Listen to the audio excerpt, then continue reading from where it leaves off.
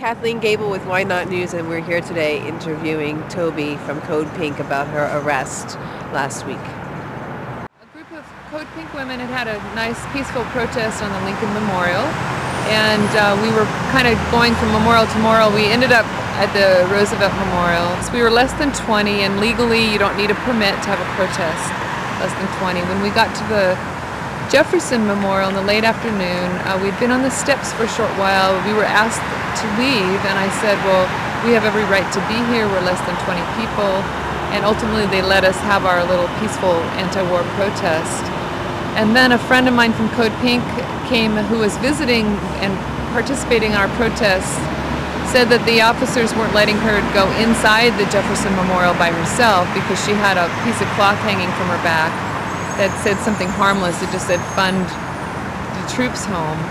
And on her t-shirt it said, "Arrest Bush." So she thought, well, this should be more objectionable than this banner that's flying on her back. But because of this piece of cloth that was not an actual official clothing, she was told she could not go in.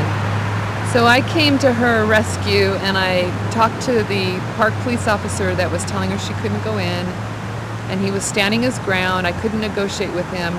So I also had just a pink piece of cloth that said "No War" on it. And I decided to, just a black skirt, a black shirt with a pink cloth that said "No War." I went into the Jefferson Memorial. He said I could not go. I went in anyway. And I said, it's my constitutional right to walk into the memorial. It doesn't matter what I'm wearing. And within a few minutes, a SWAT officer in all the dark clothing came and approached me and told me I couldn't be there and I would have to leave. And I had some talk with him, and I said, it's my constitutional right to walk in here. I can wear anything I want.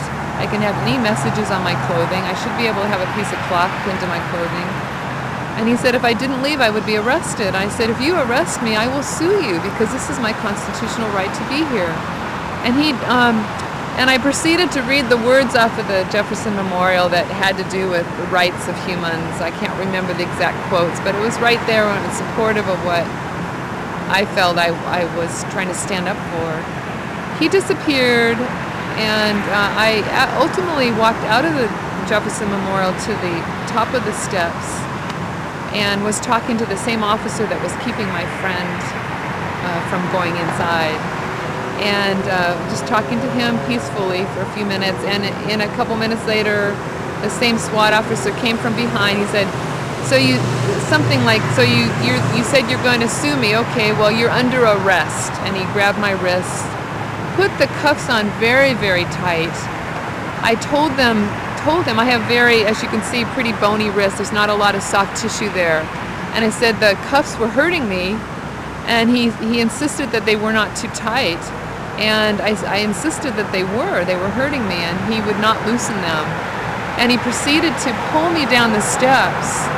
And because they were so tight, and while he was pulling me, it was hurting even more. And I was screaming out as he was yanking me down the steps to please loosen the cuffs. He would not do that. By that time, I was so upset because not only were my rights being violated, but I was being physically hurt. And I started crying. And ultimately, another officer came and did loosen them a little bit and was giving me instruction about how I needed to hold my wrist this way behind my back and not move them from that position, and then they would not hurt. And I thought it was really unnecessary abuse. And so I ended up spending 24 hours behind bars, moving from one cell to the other. They took my shoestrings off, and I had a kind of shoes that without the shoestrings they wouldn't stay on. So I had to spend the next 24 hours, almost the entire 24 hours, barefoot, walking around from street to cell to street to another cell as I was being carted around.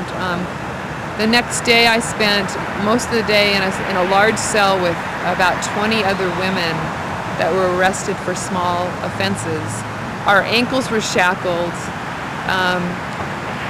I refused to eat. That was my personal protest to my rights being violated. So I didn't accept any food or water from them.